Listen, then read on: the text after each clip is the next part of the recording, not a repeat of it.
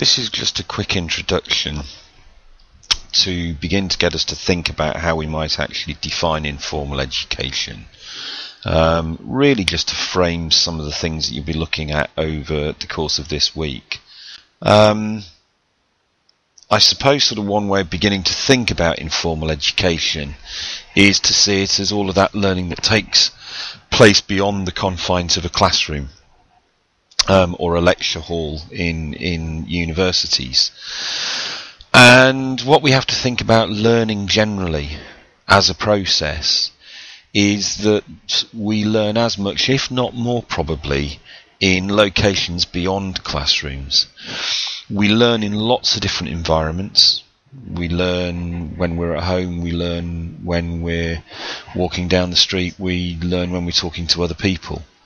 And we also learn in lots of different ways. Obviously in formal education, a lot of learning is done through reading, dialogue, doing exercises, etc. But actually we learn in a very wide spectrum of ways.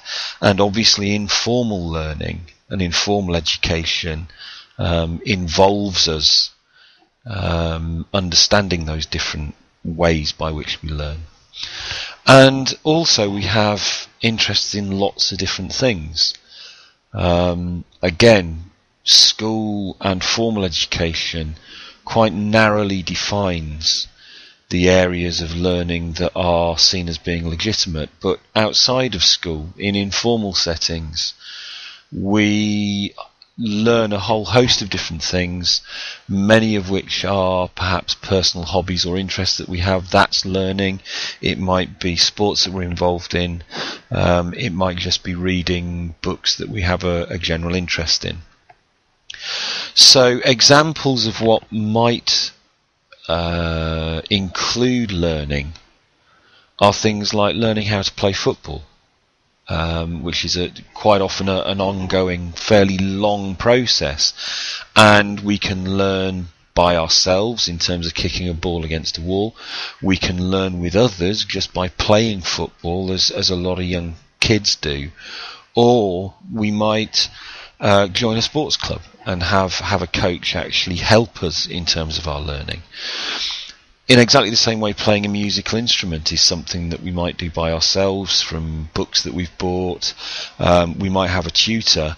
Increasingly, children are learning how to play things like the guitar online. They're looking at tutorials, free tutorials on YouTube, and learning that way. So again, there's lots of different ways in which we might learn to play a musical instrument.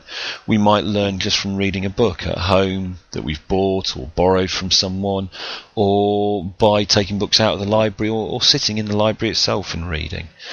And even conversation can be seen as being really quite central. So we might be building a wall in a garden, and just as we're about to start it, we might start talking to a neighbour or a friend who's done that before, who gives us some pointers, some tips as to how we might do it successfully, and again we're learning from them.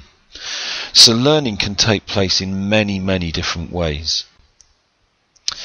What underlies all of these different examples of learning is that, first of all, in some way, shape or form, they are about conversation.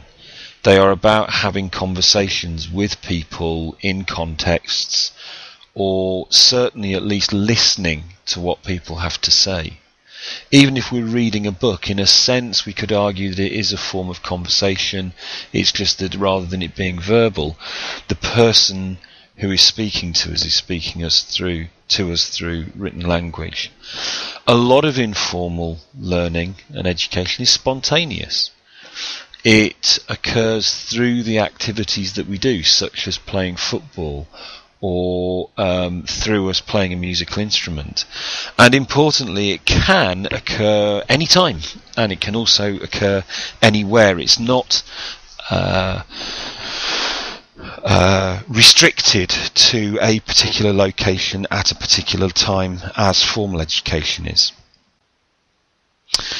And Jeffs and Smith give us quite an interesting framework by which they believe informal educators, those people involved in these places, in a bit more of a professional sense, the kind of philosophies and commitments that those people have, be they a football coach or a community worker, etc.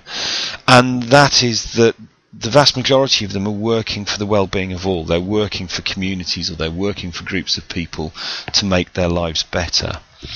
And as a consequence, there is always a respect for the value and dignity that each individual brings with them to the particular context in which they're doing the learning that is the focus in that particular time and place. They have a commitment to dialogue, to actually talking with people and helping them through a dialogic process. And also, because quite often people are volunteers, or they just want to help in a particular community or group setting to develop a skill or develop knowledge in people, ultimately there is a real interest in notions of equity and justice.